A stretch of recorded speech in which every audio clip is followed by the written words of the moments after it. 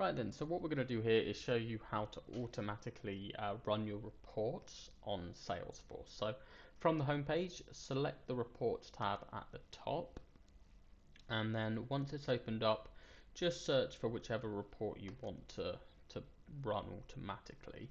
Once that's opened up, you'll see in the top right hand corner we have the down icon. Now, in order for it to run automatically, we just need to click subscribe, and this allows us to change the frequency of how often it gets done. So if you want it to be done daily, you could have it done here at a certain time. You could have it done monthly, or say on a particular day. For this, we'll just have it done as daily, to say we want it done every day at 7 o'clock.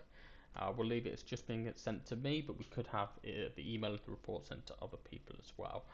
So it's as simple as that. If we now click save, you'll see it says you started a report subscription, and that means that it will start running themselves automatically.